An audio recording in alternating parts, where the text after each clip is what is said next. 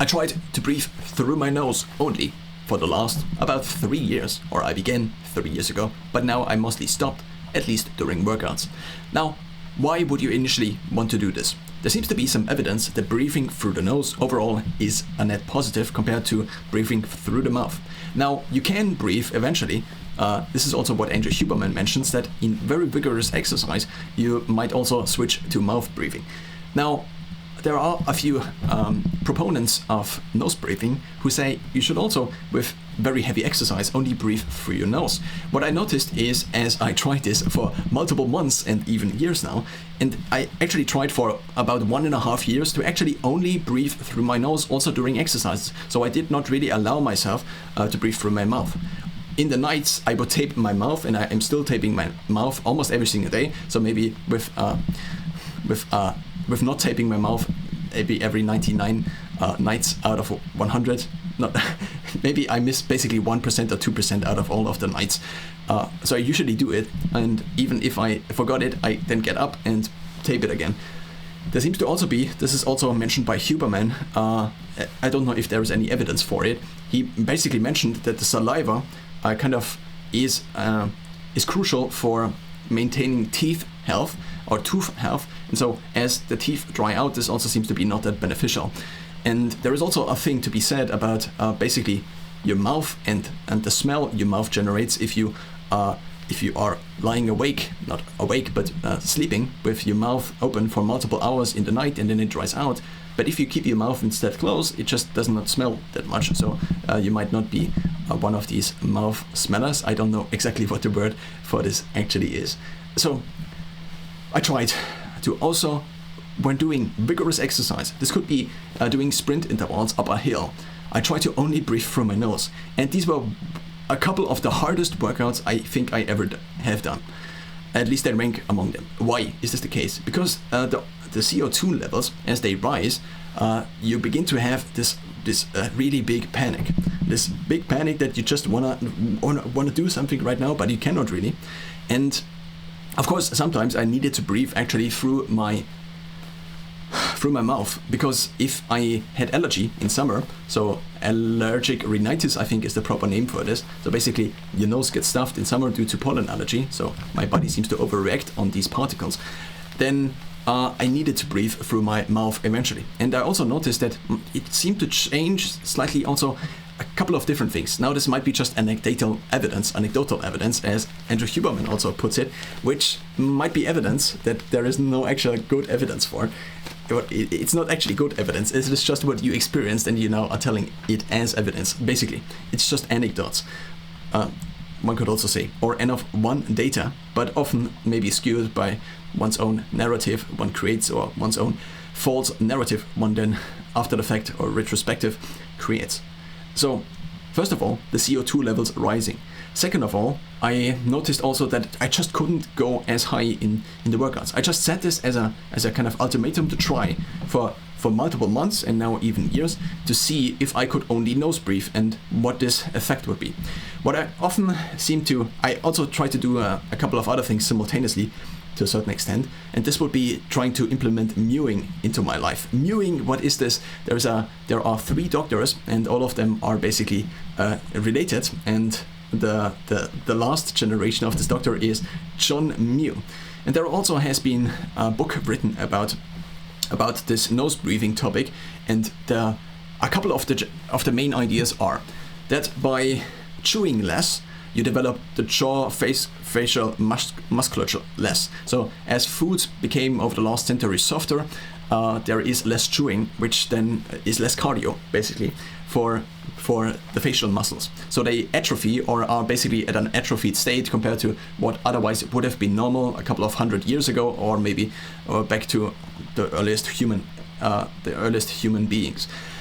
So there might also be the case that as the skull develops, and this is also, I don't know how evidence-based this is, and there is also lots of criticism on this mewing thing. The idea is that because there are soft tissues, or there are some things that in the skull that are malleable, these might be somewhat influenced by, for example, having proper tongue posture. And imagine your tongue pressing against the top of your mouth, and this is seemingly the proper tongue posture, basically formulating the N and G sound, and also kind of smiling, but you then eventually try it without the smiling. So there are these different exercises, and they are basically trying to get your tongue up on the back and top of your mouth, such that well, you then also create a vacuum in your mouth. And so this can be, depending on how hard you press, also be taking away kind of the feeling of having being able to breathe, which is also maybe something similar to the CO2 levels rising when then trying to work out.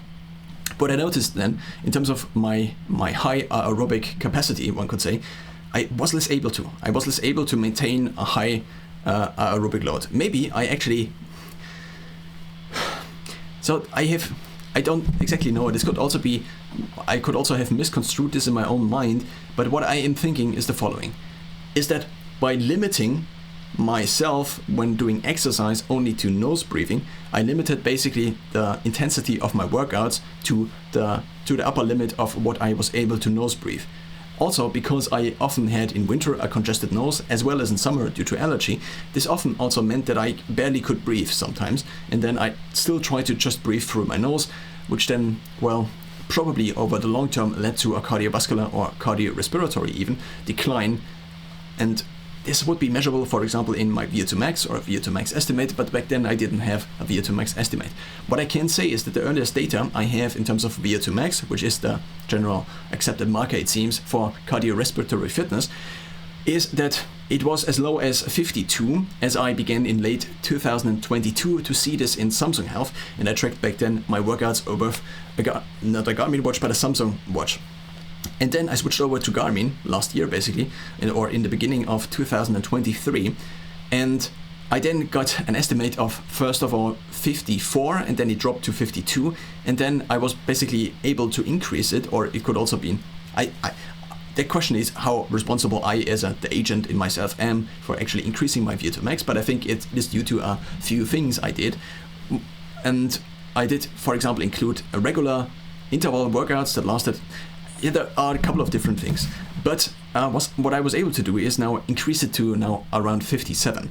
And so, at least in the last years, I am now sitting at a basically higher cardiorespiratory capacity, or at least in terms of VO2 max, it is basically a higher capacity in terms of how much oxygen I am able to uptake at any given moment. So the max rate is basically increased. So this would mean maybe I had kind of an untapped potential by not breathing through my mouth during high or intense exercise for maybe 1.5 years, or by at least trying to avoid it. So I now am kind of, I don't really know. I think it still would make sense, but I now just whenever I work out, I actually just mouth breathe. I try to, but this is only true for the workouts where I know already that I am trying to push myself as basically high in terms of also breathing as possible. And so in resistance training, where I basically am not that high in terms of the respiratory load I am putting on myself, and I often have not that high of a heart rate, I just cannot structure the workout, it seems, in a way that I can hit these multiple points of fitness at the same time. So I'm focusing more kind of on the resistance training part, because I'm doing the other thing in other workouts. So I only have kind of one focus for each workout. So when I run on Sundays, I usually just mouth breathe now. In the beginning, I might breathe a little bit through my nose, but it just happened. It happened again and again, and I made it a point to then only nose breathe again over the last years. But I just eventually would give up, because otherwise I just could not access basically this higher intensity where I would breathe like crazy, like when doing sprint workouts or interval workouts. So right now, whenever I'm running intensively, one could say I'm usually mouth breathing. I try to still somewhat nose breathe whenever I can, but often it is not the case. At least in the last couple of weeks, I was not able to push the intensity when running as high as I would like to, mostly because I have a lack of incline, or basically a lack of incline in, and you could also say hills in the area around me, in which I usually run. I then on Monday have a resistance training, the same I have also on Wednesday and on Friday. On Tuesday then I do interval workouts in which I also just breathe through my mouth, and I also especially on the treadmill. If I do 1 minute sprints on a treadmill, I need the time to breathe as hard as I possibly can, because, well, I try to push myself as hard as I possibly can. Last Tuesday, not so much, because I couldn't really run, but I need this time also in between, the 1 minute in between. So I do 1 minute on and 1 minute off, and so I need also this time. I just need the air, and I cannot really get it often through my nose, so I just switch to mouth breathing, even though this is now kind of defying the big purpose of making this one statement a couple of years ago that I would only mouth breathe. But I eventually just, the trade-off between potentially getting my VO2 max higher, with VO2 max standing for the cardiorespiratory system, and I think, to get it higher now, because age will eventually decline it anyway, or decrease it anyway, so I need to get it as high as I can up now, and then try to maintain it while I still am able to. And if I am run over by a car and I cannot train for a couple of months, then it probably goes down anyway. So this might also, what I'm saying is that I might also need a risk buffer for this. And so I just now prioritized getting my cardiorespiratory system a little bit up, basically. Then on Thursday, I have an attempt at basically as high of a zone as long as I can. I do 40 minutes of air biking there, and then I do a couple of other things. I might have a couple of small runs. I might do an additional circuit workout on Saturday, but that's mostly it. And so this is kind of the training week I am on, and on a couple of small runs I might try to nose breathe every now and then, and I also try to nose breathe whenever not exercising. And also when doing resistance training, I at least try to nose breathe whenever I can, or I try to remind myself that I should actually nose breathe, because during resistance training it seems to be kind of still possible, at least with the intensity I usually need to have a proper resistance training session. Now, I still tape my mouth during sleep. I have now for about 3 years, I would say. I have been switching the tapes back and forth. There are these tapes that are now specially made for this, but they are ridiculously expensive. And maybe they have, so there is medical tape. You can get it at the drugstore, usually, I think. And so I bought this medical tape. The problem was just that the medical tape I got, at least, so I used kind of a couple of different ones, but the last ones I got, and medical tape is also a little more expensive than just normal tape.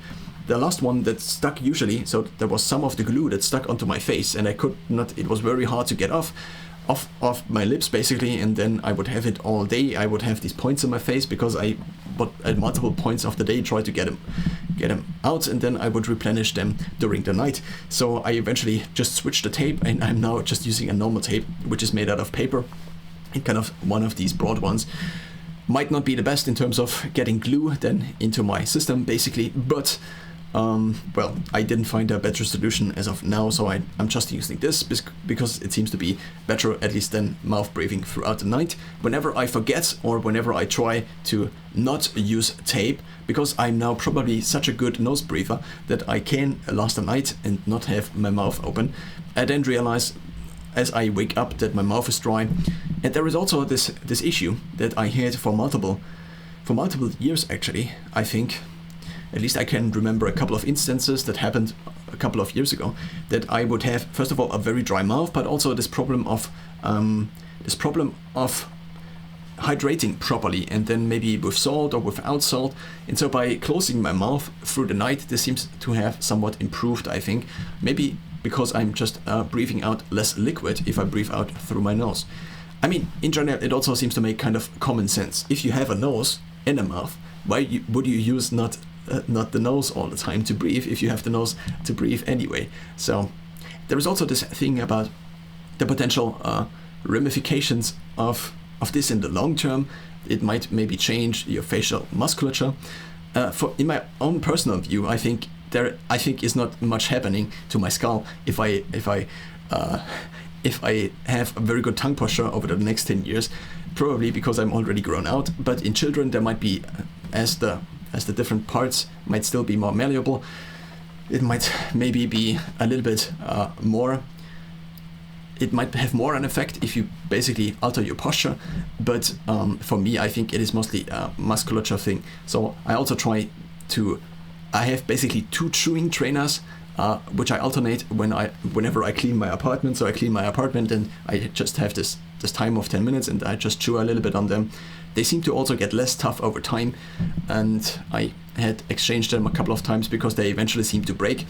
I also am using a gum. So there are different kinds of gum, and because there is so much attention seemingly in this and interest in this area, there seem to be a couple of gums which are ridiculously overpriced. So I found one on Amazon which seems to also have existed before this attention on this topic, and now I just have this. It's not the hardest, but it is a little bit harder than normal gum, and I cannot actually remember the name, but I just bought a big pack of it and I still have kind of a couple of these left.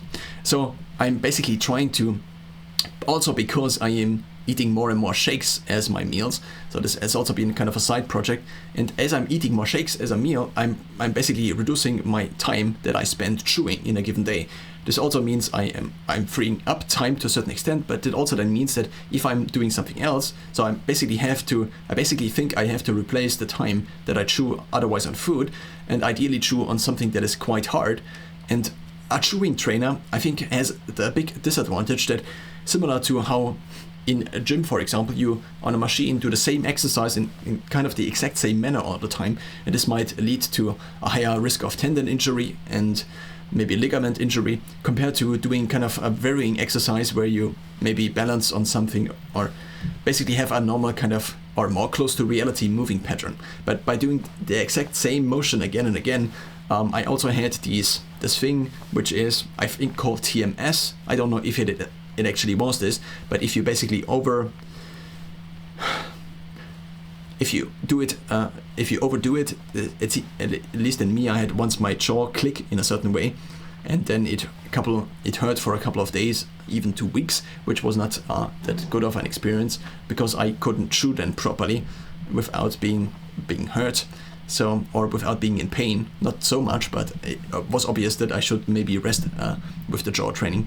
I also notice a visual change every time I basically increase a little bit in terms of either the jaw intensity at a given time interval, not a given time interval, but with a given duration of chewing exercise. So that's usually the 10 minutes with the two trainers, and then maybe an additional 10 minutes of chewing gum. John Mew, who is this doctor, actually recommends in one of his last videos or recent videos to chew gum for 2 to 3 hours a day, which I currently don't do, and maybe I should. But well, I also have this, I have basically multiple pieces of this gum and I chew it, and it's also quite intense and you cannot really run around with this, so I usually am doing this when I'm at home and doing something else. But then this is also, it seems to take a little bit of my focus away for the chewing. Maybe I used to chew lots of gum actually in high school already, because maybe intuitively, or maybe I also had this theory already that by chewing a lot more, my facial musculature would actually be more pronounced, which seemed to have kind of a better look to it. And for this reason, I might already have had some gains from this period, but I used to chew only like normal gum, which was not that hard. So, trying to nose breathe now for the last couple of years. I now don't nose breathe usually when exercise. I still try to, doing resistance training. I still tape my mouth during night. Whenever I'm speaking, I don't actually know if I'm breathing through my nose when I'm speaking or not so much. I don't actually know how I breathe while I speak, mostly because it's, for the most part, probably subconscious or below consciousness. But I not just breathe through my nose and now I did it again, so maybe I breathe through my mouth every time I speak. But apart from this, I try to nose breathe still, and whenever I'm on the bike, I try to also nose breathe, but often the intensity threshold then just is reached and I just switch to mouth breathing.